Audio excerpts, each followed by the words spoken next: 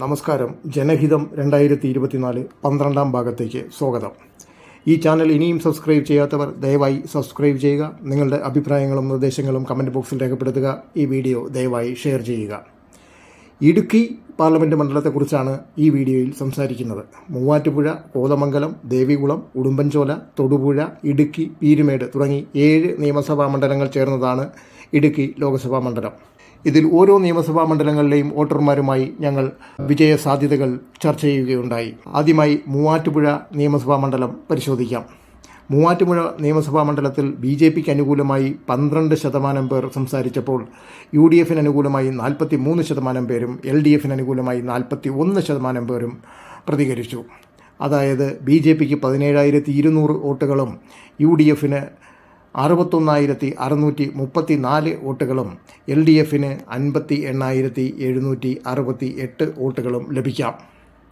കോതമംഗലം നിയമസഭാ മണ്ഡലത്തിൽ 10% പേർ BJP വിജയിക്കണമെന്ന് ആഗ്രഹിച്ചപ്പോൾ 45% പേർ UDF വിജയിക്കണമെന്ന് ആഗ്രഹിക്കുകയും 42% പേർ LDF വിജയിക്കണമെന്ന് ആഗ്രഹിക്കുകയും ചെയ്തു. അങ്ങനെ വരുമ്പോൾ 11,965 വോട്ടുകൾ BJPക്കും അഥവാ BDJSൻ്റെ സ്ഥാനാർത്ഥിയാണ് ഇവിടെ മത്സരിക്കുന്നത്. BDJSനും 45%, അതായത് 53,844 വോട്ടുകൾ UDFനും 50,254 വോട്ടുകൾ LDFനും ലഭിക്കാം. ദേവികുളം നിയമസഭാ മണ്ഡലത്തിൽ 8% പേർ BJPയുടെ വിജയം ആഗ്രഹിച്ചപ്പോൾ 45% പേർ UDFൻ്റെ വിജയവും 43% പേർ LDFൻ്റെ വിജയവും ആഗ്രഹിച്ചു. അതായത് 9,888 വോട്ടുകൾ BJPക്കും 55,620 വോട്ടുകൾ UDFനും 53,148 വോട്ടുകൾ LDFനും ലഭിക്കാം.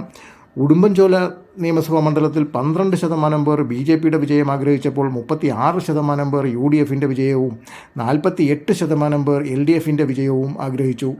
അതായത് 15,008 വോട്ടുകൾ BJPക്കും അഥവാ BDJSനും 45,025 വോട്ടുകൾ UDFനും 60,033 വോട്ടുകൾ LDFനും ലഭിക്കാം. തൊടുപുഴ നിയമസഭാ മണ്ഡലത്തിൽ 20% പേർ BJPക്ക് അനുകൂലമായി പ്രതികരിച്ചപ്പോൾ 45% പേർ UDFന് അനുകൂലമായും 32% പേർ LDFന് അനുകൂലമായും പ്രതികരിച്ചു. 29,398 വോട്ടുകൾ BDJSനും 66,145 വോട്ടുകൾ UDFനും 47,036 വോട്ടുകൾ LDFനും ലഭിക്കാം. ഇടുക്കി നിയമസഭാ മണ്ഡലത്തിൽ 15% പേർ BJPയുടെ അല്ലെങ്കിൽ BDJSൻ്റെ വിജയം ആഗ്രഹിച്ചപ്പോൾ 40% പേർ UDFൻ്റെ വിജയം ആഗ്രഹിച്ചു. 42% പേർ LDF വിജയിക്കണം എന്ന് ആഗ്രഹിക്കുന്നവരാണ്.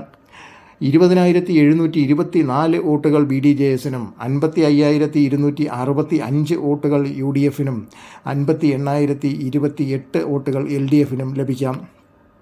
പീരുമേട് നിയമസഭാ മണ്ഡലത്തിൽ 11% പേർ BJPയുടെ വിജയവും 44% പേർ UDFൻ്റെ വിജയവും 41% പേർ LDFൻ്റെ വിജയവും ആഗ്രഹിക്കുന്നു.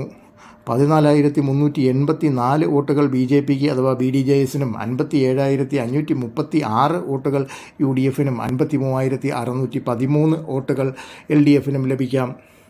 ആകെ വോട്ടുകൾ കണക്ക് കൂട്ടുമ്പോൾ BDJS അഥവാ NDAയുടെ സ്ഥാനാർത്ഥിക്ക് 1,18,567 വോട്ടുകളും UDFന് 3,95,069 വോട്ടുകളും LDFന് 3,80,880 വോട്ടുകളും ലഭിക്കാം.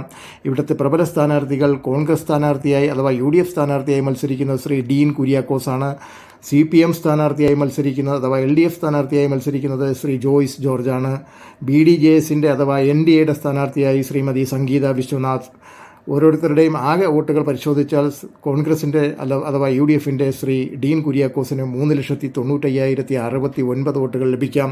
CPMൻ്റെ അഥവാ LDFൻ്റെ ജോയ്സ് ജോർജിന് 3,80,880 വോട്ടുകൾ വരെ ലഭിക്കാം. BDJSൻ്റെ അഥവാ NDAയുടെ സംഗീത വിശ്വനാഥിന് 1,14,567 വോട്ടുകൾ ലഭിക്കാം.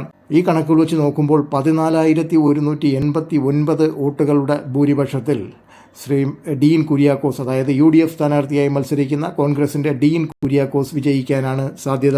മറ്റൊരു വീഡിയോയുമായി വീണ്ടും കാണുന്നതുവരെ നന്ദി, നമസ്കാരം.